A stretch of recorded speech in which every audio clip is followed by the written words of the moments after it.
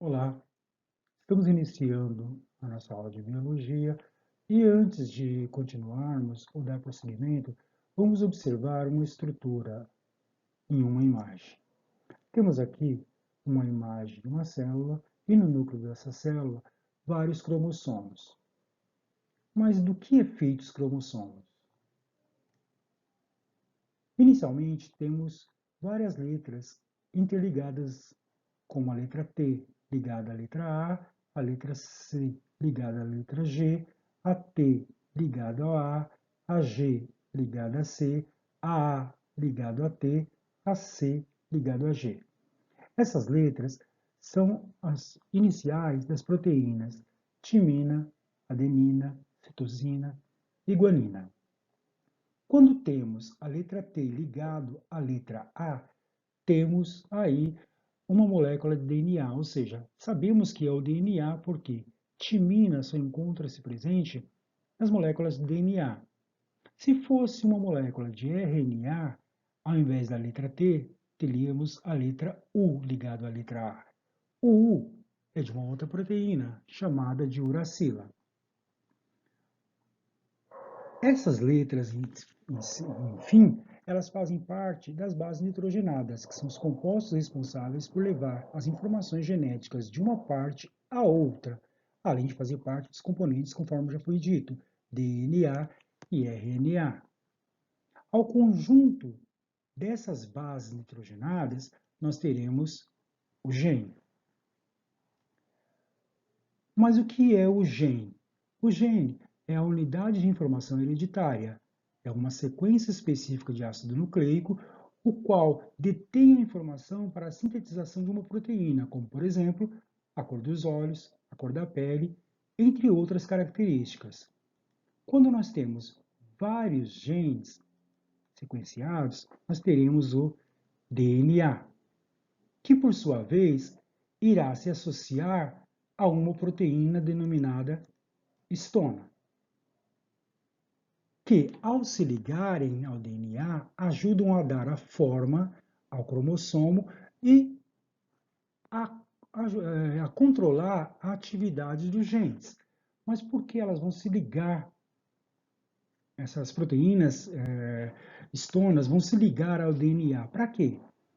Precisamos lembrar que é o seguinte: a molécula de DNA ela é grande, ela é muito extensa. Para que ela possa caber dentro do núcleo celular, ela precisa ser compactada. E para ela ser compactada e não se enrolar toda, temos aí essas proteínas denominadas histonas que vão enrolando a molécula de DNA sobre elas, vão espiralizando elas, condensando as mesmas e dando aí a forma do nosso cromossomo, que é uma grande molécula de DNA, porém agora de forma condensada.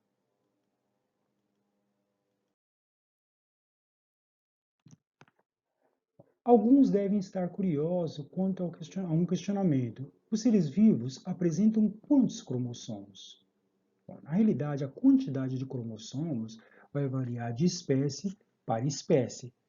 Temos como exemplo aí uma borboleta, a Poliomatus atlântica. É uma borboleta que foi descoberta no sul da África e ela apresenta 452 cromossomos. O coelho, por exemplo, tem 44 cromossomos. O cachorro, 78 cromossomos.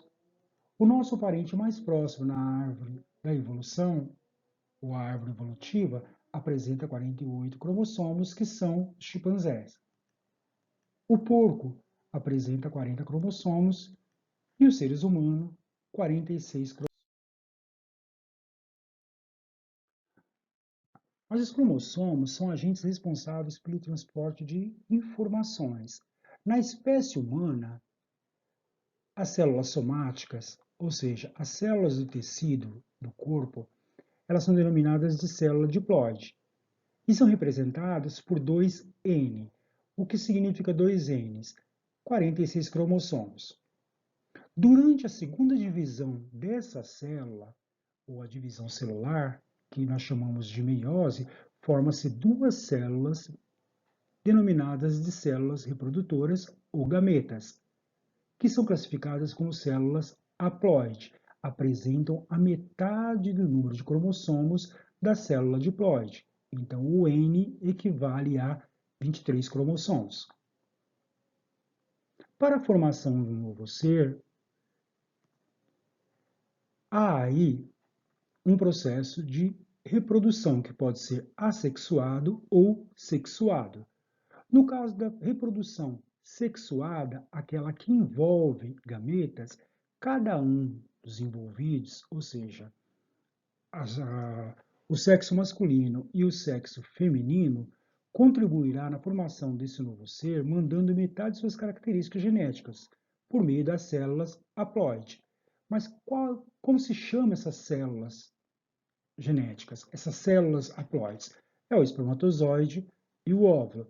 Então, a nossa célula haploide, que contém 23 cromossomos, significa 23 cromossomos, que é o espermatozoide, que estão inseridos dentro do espermatozoide, e tem a outra célula, também haploide do sexo feminino, né, que foi emanado pelo sexo feminino, que é o óvulo, que também conterá 23 cromossomos. Então, o homem contribui, ou o sexo masculino contribui com 23 cromossomos. Esses cromossomos irão vir através da célula reprodutora, denominada de espermatozoide, que vai se somar com as 23 cromossomos emanados pelo sexo feminino, né? E esses 23 cromossomos virão dentro do óvulo.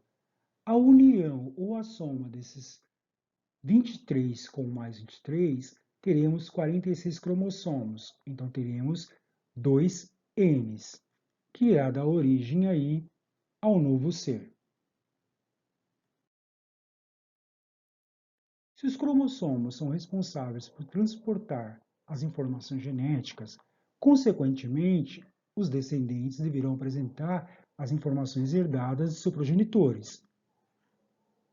Mas como que se dá essa dinâmica? Vamos entender como que ocorre essa dinâmica, como que o progenitor manda sua característica para o seu herdeiro ou para o seu descendente e como que ele irá manifestar essas suas características. Para compreendermos, então, este processo, essa dinâmica, representaremos dois cromossomos homólogos. Já vimos na aula anterior que cromossomos homólogos são cromossomos pareados, contendo informações genéticas, ou seja, contendo os genes.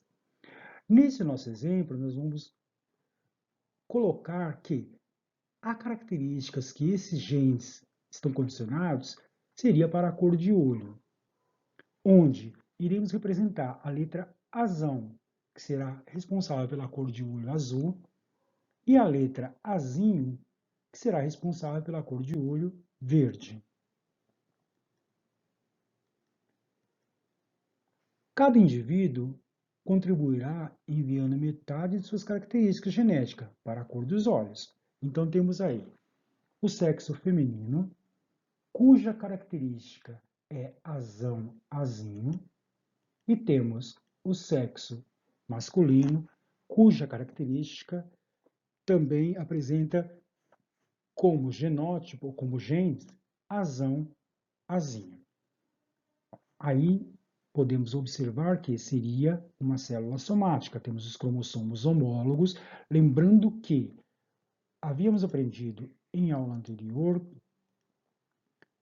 que quando nós temos duas bases lado a lado, ou seja, cromossomos homólogos, apresentarão genes alelos.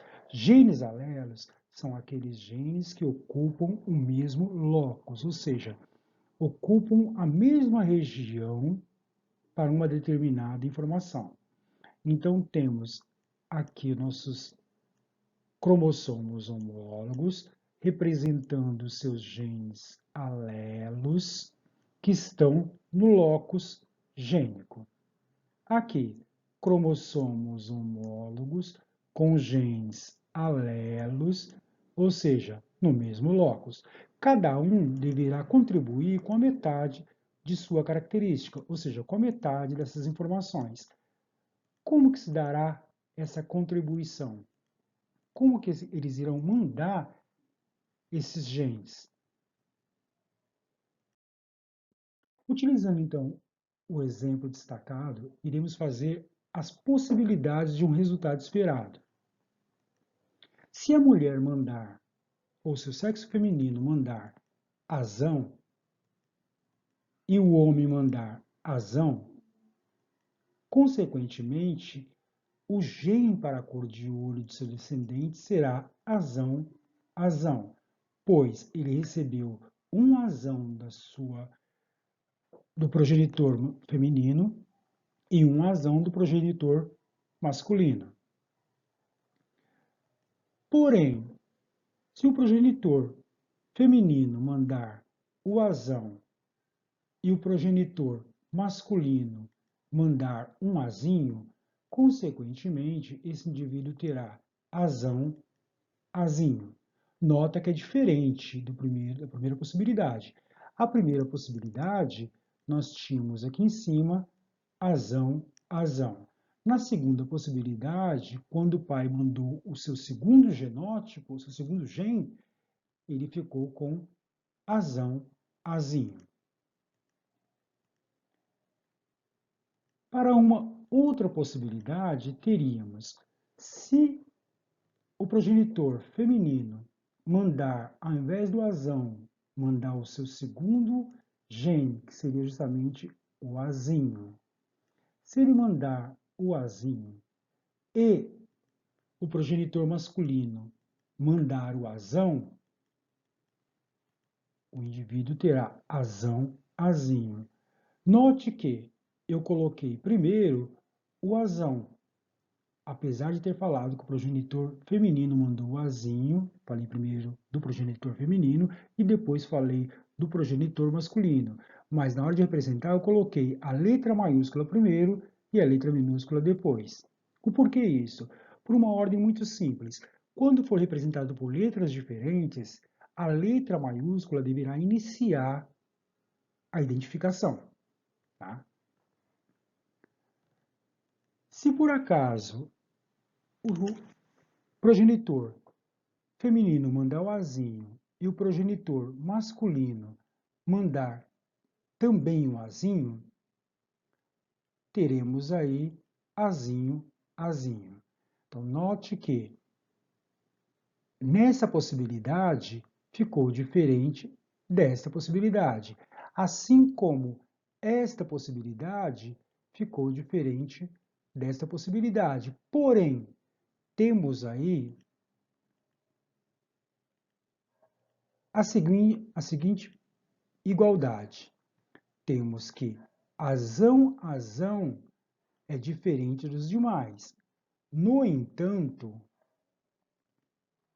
temos que azão, azinho é igual a azão, azinho.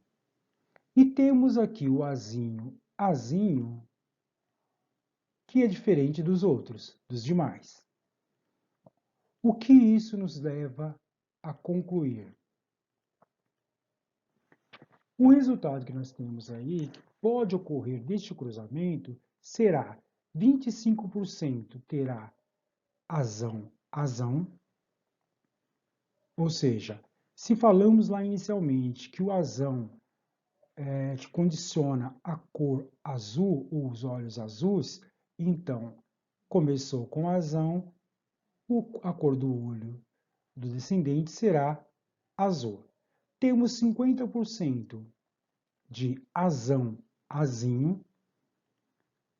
Azão, azinho, começou com azão, não importa a quantidade, mas começou com azão, também será azul. Porém, olha, azão, azão, azão, azinho, deu a mesma característica, ou a mesma cor de olho, azul, porque começou com a letra maiúscula. Temos 25% de uma possibilidade da cor do olho ser verde, que é justamente o azinho, azinho.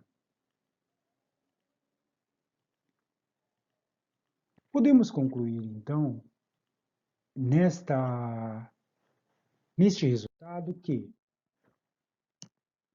genótipo como constituição genética de um organismo. Este é o genótipo. A gente fala que genótipo nada mais é do que a constituição genética.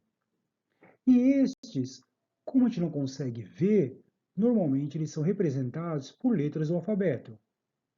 E ele determina os potenciais hereditários e limitação do indivíduo, desde a formação embrionária até a fase adulta. Quando se fala que ele vai determinar os potenciais hereditários e limitação de um organismo ou de um indivíduo, é que ele vai passar todas as características que o indivíduo pode ter que são herdadas dos seus progenitores. Com isso também, a gente chega à conclusão que quando os genes alelos para a característica analisada se repetem de forma iguais, ou seja, quando as letras são iguais, já que tratamos aí de genes, a gente irá classificá-lo de homozigoto ou puro. Por que isso? Olha, homozigoto ou puro é quando os seus genes alelo para uma característica são iguais. Então, por exemplo, azão é puro, homozigoto. Azinho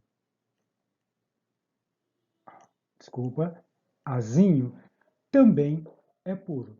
Letras iguais denomina-se aí em genética como se fosse ou como homozigoto. Quando a gente tem a representação dos alelos em igualdade, é denominado de homozigoto ou puro, aí está a representação. Azão ou azinho.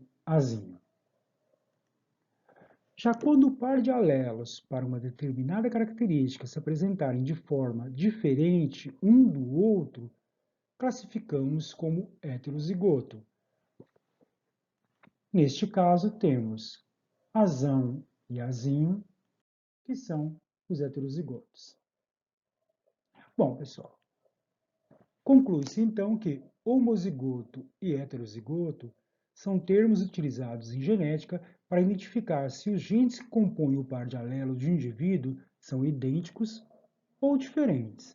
Se o par de genes, os genes que irão compor esses alelos forem iguais ou forem idênticos, denominamos homozigoto.